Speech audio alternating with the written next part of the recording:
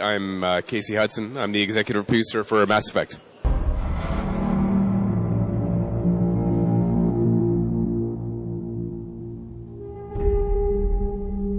All right, well, we're showing off a pack called Overlord, and it's really the biggest downloadable content pack that we've done for Mass Effect 2.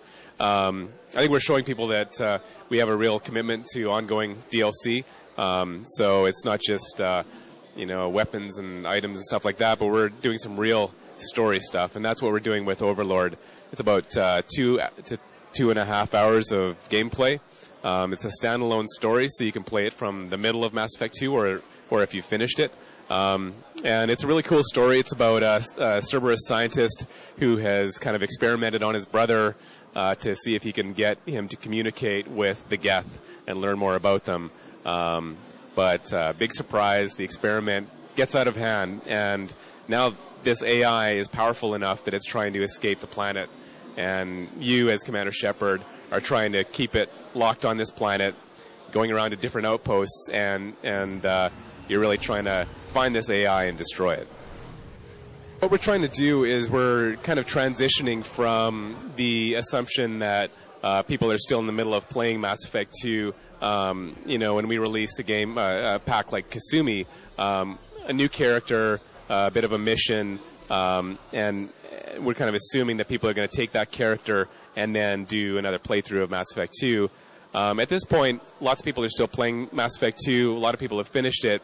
So that's why we're doing a very much standalone story. And then we'll kind of continue that trend and start transitioning into assuming that everybody has finished Mass Effect 2, and then we're going to start telling the story between Mass Effect 2 and 3. There was a reason why we didn't develop the character, the kind of relationship aspect of the new characters as much as the main characters. And again, that is actually part of the fact that we know people are getting them after the main game. And so they may have actually finished Mass Effect 2 already. And so the degree to which they are going to develop that relationship is probably less than what they want from that character in terms of combat and changing the way that the ending works out and who lives and dies and those kinds of things. So that's where we put the emphasis. Now that we've got the full complement of 12 characters, if you have your base 10, you get Zaid through Cerberus, and then Kasumi, you got your 12 characters, and so now you can have your full lineup.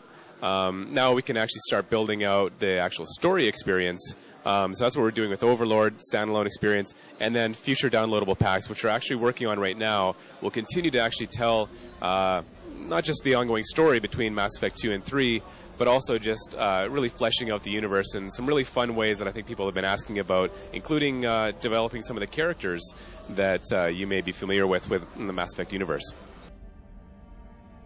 In the Firewalker pack, being a free pack, there was a substantial amount of content there, especially given that it was a free pack.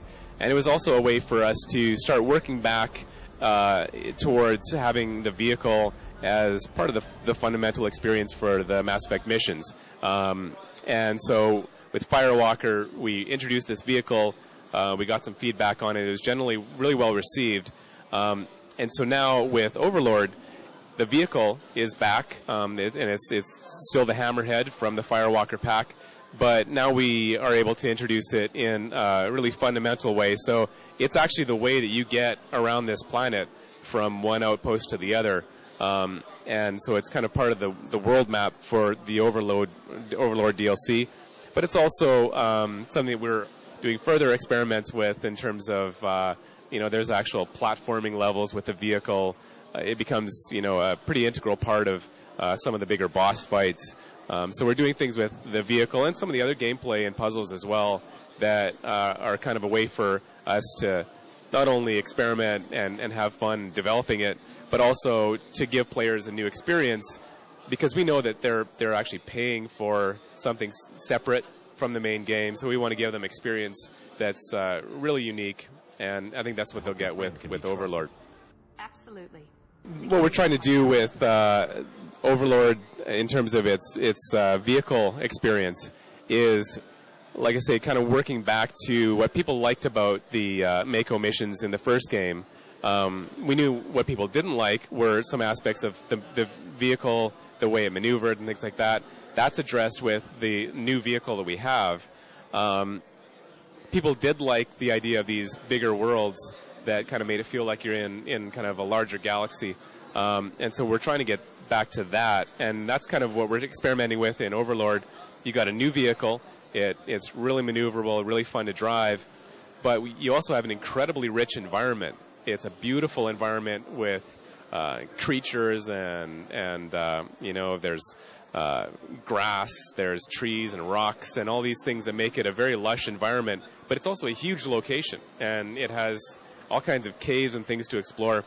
So these are the kinds of things that it's kind of across the board addressing what people liked about those missions from Mass Effect 1, but also all the things that they wanted to see improved. We're trying that in Overlord, and then based on what we learn from that, then we can build those things into the next game. Yeah, he was a pain.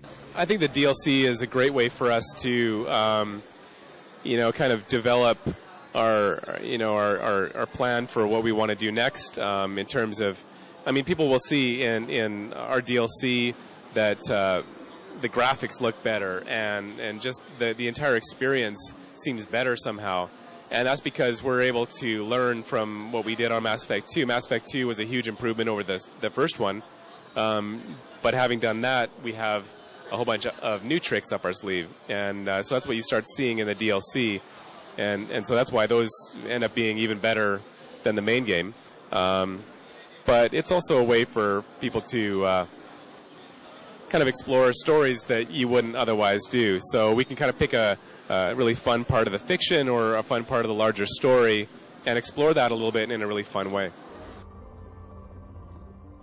Well, the mining game, I think the issue was that, first of all, we put more emphasis on it than we needed to because it was kind of important to your progression.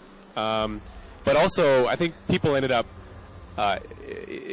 spending more time with it than they needed to. There are people who literally tried to mine the galaxy, the entire galaxy, and we didn't expect that, frankly.